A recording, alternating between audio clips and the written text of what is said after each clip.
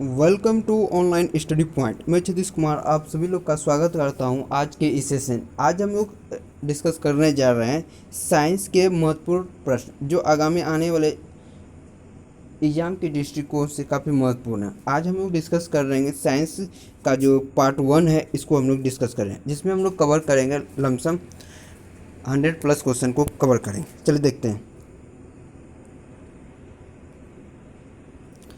जैव विकास को सर्वप्रथम किसने समझाया था? जैव विकास को सर्वप्रथम किसने समझा था? यह जैव विकास को सर्वप्रथम जो है लेमार्क, जो फ्रांस के वैज्ञानिक, और ट्रिविलियस जो जर्मनी के वैज्ञानिक थे, इन्होंने जो है सर्वप्रथम जैव विकास को समझाया था। नेक्स्ट देखेंगे, जीव विज्ञान तथा जंतु विज्ञान का जनक कौन है? तो जीव विज्ञान और जंतु विज्ञान के जो जनक है यह अरस्तू हैं। देखिए, आर एच फैक्टर किससे संबंधित है? तो आर एच फैक्टर जो है रक्त से संबंधित है। नेक्स्ट सवाल हमारा है, पिट्यूटरी ग्रंथि कहाँ पाई जाती है? पिट्यूटरी ग्रंथि जो है यह मस्तिष्क में पाई जाती है। कहाँ पाई जाती है? मस्तिष्क में। चिकित्सा शास्त्र का जनक किसे कहा जाता है? चिकित्सा शास्त्र का जनक जो है हिप्पोक्रेटस को कहा जाता है। वहीं अगर पूछे कि आर एच फैक्टर के खोजकर्ता कौन, तो आर एच फैक्टर के खोजकर्ता कौन? यह लेडिस्नर और विनर जो है आर एच फैक्टर के खोजकर्ता हैं।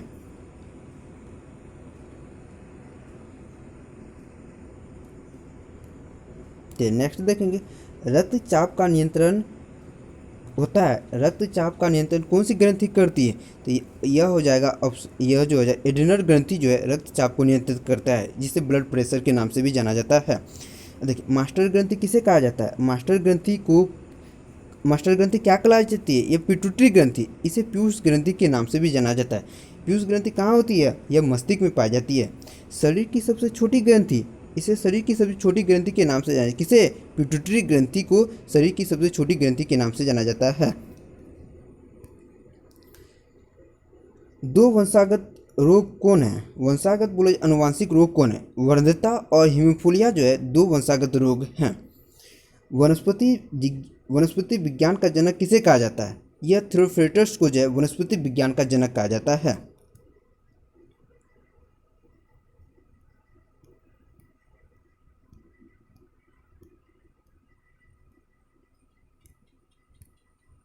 देखिए,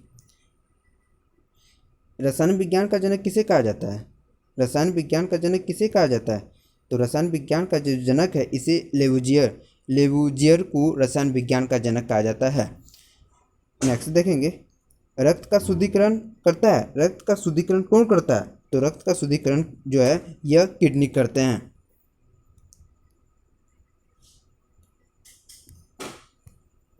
देखिए, रक्त के शुद्धिकरण की प्रक्रिया को क्या कहते हैं?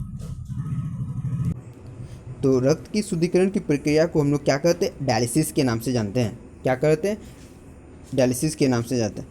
मानव विकास, इतिहास, परंपराओं से संबंधित विषय क्या कहलाती है?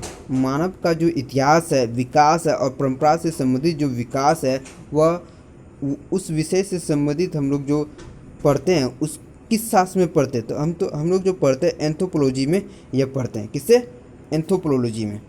नेक्स्ट देखेंगे, देखिए अगर आपको हमारी यह वीडियो अच्छी लगी तो शेयर और सब्सक्राइब करना ना भूलें। देखिए नेक्स्ट है, सर्वप्रथम मनुष्यों में वन्यता का वर्णन किसने किया था? यह हेरनर ने जो है किया था। सर्वप्रथम मनुष्य में वन्यता यानी कि जो ब्लाइंडनेस देखा गया, यह किसके द्वारा खोजा गया था? यह हेरेनर के द्वारा 1876 ईस्वी में खोजा गया था। एक वर्ण व्यक्ति की पहचान करने एक वर्ण व्यक्ति पहचान करने में असमर्थ रहता है। वह जो है वह लाल और हरे रंग में विभेद नहीं कर पाते हैं। कौन से रंग में? लाल और हरे रंग पहचानने में वह कंफ्यूजन हो जाता है।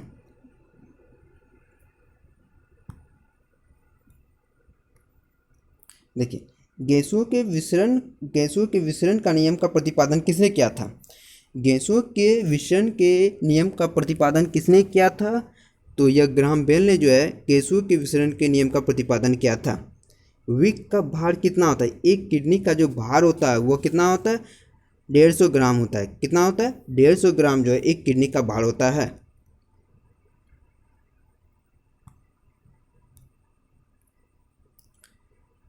ग्रहों की गति का नियम का प्रतिपादन किसने किया था? तो ग्रहों की गति का नियम का प्रतिपादन जो है यह केपलर साहब ने किया था। किसने किया था? ग्रहों की गति का नियम केपलर ने किया था। मानव गुर्दा यानी मानव किडनी में बनने वाली पथरी किसकी बनी होती है? मानव के अंदर जो पथरी बनती है वह किसकी बनी होती है? वह कैल्शियम ऑक्जेलेट की बनी होती है। किसकी बनी होती है? कैल्शियम ऑक्जेलेट की बनी होती है।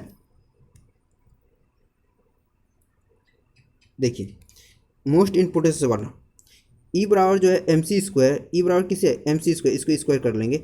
ई बराबर जो है एम सी स्क्वायर, यह समीकरण किसने दिया था? यह समीकरण जो है आइंस्टीन ने दिया था। मोस्ट इम्पोर्टेंट सवाल का नोट डाउन करेंगे।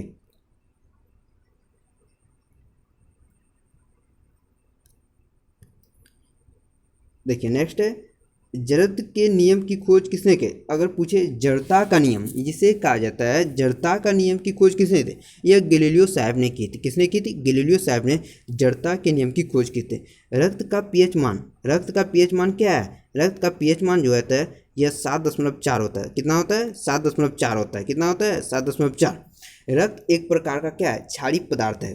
क्या है? क्षारीय पदार्थ। अगर पूछे रक्त कैसा पदार्थ है? यह एक प्रकार का क्या है? क्षारीय पदार्थ है। इसका पीएच मान कितना होता है? 7.4 होता है। यह जो है कैसा लगता है? यह नमकीन लगता है। देखिए थायरॉक्सिन हार्मोन्स कहाँ से स्रावित होते हैं? तो थायरॉक्सिन हार्मोन्स कहाँ से स्रावित होते हैं? यह थायराइड ग्रंथि से स्रावित होते हैं। अगर पूछे थायरॉक्सिन हार्मोन्स कहाँ से स्रावित होते हैं? यह थायराइड ग्रंथि से। अगर वही पूछे थायराइड ग्रंथि कहाँ पाई जाती है? तो यह जो है थायराइड ग्रंथि यह कहाँ? गले। आपसे पूछे तो थायराइड ग्रंथि कहाँ? गले में पाए जाते हैं। गुरुत्वाकर्षण के नियम का प्रतिपादन किसने किया था? तो गुरुत्वाकर्षण के नियम का प्रतिपादन हमारे न्यूटन साहब ने किया था। इन्होंने जो है तीन नियम दिए थे। कौन? न्यूटन साहब ने थे। रक्तदाब का मापन किस यंत्र के द्वारा किया जाता है? रक्तदाब का जो मापन किया जाए स्पेग्नोमीटर के द्वारा किया जाता है। किस यंत्र के द्वारा? स्पेग्नोमीटर के द्वारा किया जाता है। चलिए नेक्स्ट देखते हैं जठर रस में होता है। जठर रस में क्या होता है? तो जठर रस में क्या होता है? यह हाइड्रोक्लोरिक अम्ल होता है। कौन सा अम्ल होता है? तो पूछेगा कि आपसे जठर रस में कौन सा अम्ल होता है? तो जठर रस में कौन सा अम्ल होता है? हाइड्रोक्लोरिक अम्ल। लाइकेन के परस्पर सहजीवी क्या है? लाइकेन का पहला प्यार। यह पूछे लाइकेन जो मिलकर कवक और शैवाल से मिलकर बनता है। किससे बनकर मिलता है? कवक और शैवाल के मिलने से क्या बनते हैं? लाइकेन बनते थे। यह क्या हो जाए? लाइकेन का पहला प्यार किसके साथ? कवक और शैवाल के साथ। प्राकृतिक वर्ण का सिद्धांत किसने दिया था? प्रकृति के वर्ण का सिद्धांत किसने दिया था? मोस्ट इम्पोर्टेंट सवाल, बार बार एग्जाम में पूछे गए हैं। तो प्राकृतिक वर्ण सिद्धांत यह किसने दिया था? डार्विन ने दिया था। किसने? डार्विन साहब ने दिया था। नेक्स्ट देखेंगे। देखिए मोस्ट इम्पोर्टेंट सवाल आपके सामने आ रहे हैं। देखिए सर्वप्रथम रक्त परिसंचरण का अध्ययन किसने किया था? सर्वप्रथम रक्त परिसंचरण का अध्ययन किसने किया था? तो सर्वप्रथम रक्त परिसंचरण का जो अध्ययन यह विलियम हार्वे साहब ने किया था। किसने? विलियम हार्वे साहब। उत्परिवर्तन का सिद्धांत किसने दिया था? तो उत्परिवर्तन का सिद्धांत जो दिया गो डी ब्रिज ने दिया था। किसने? गो डी ब्रिज ने दिया था। देखिए नेक्स्ट सवाल हमारा है, मिलता जुलता सवाल बन रहा है। नेचुरल सिलेक्शन का सिद्धांत किसने दिया था? नेचुरल सिलेक्शन का सिद्धांत किसने दिया था? यह डार्विन ने दिया था। किसने? डार्विन ने। प्रोटीन का पाचन कहाँ से प्रारंभ होता है? तो प्रोटीन का पाचन कहाँ से प्रारंभ होता है? यह छोटी आंत से प्रोटीन का पाचन प्रारंभ होता है। नेक्स्ट देखेंगे मनुष्य का पाचन कहाँ से प्रारंभ होता है? अगर मनुष्य का पाचन जो है यह मुख से ही कहाँ होता है? मुख से ही प्रारंभ होता है। शरीर से हृदय की ओर रक्त ले जाने वाली रक्तवाहिनी को क्या कहते हैं? शरीर से हृदय की ओर रक्त ले जाने वाली वाहिनी को क्या कहते हैं? सीरा। अगर वही पूछे सीरा, इसका करेक्ट आंसर क्या हो जाएगा? सीरा। अगर वही पूछे हृदय से शरीर के विभिन्न अंगों तक रक्त का परिसर्जन किसके द्वारा होता है? यह हो जाएगा आपका धमनी के द्वारा होता है।